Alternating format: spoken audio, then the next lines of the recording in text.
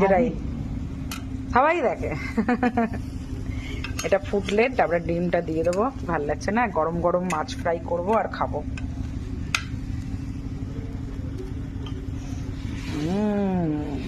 Tasty tasty.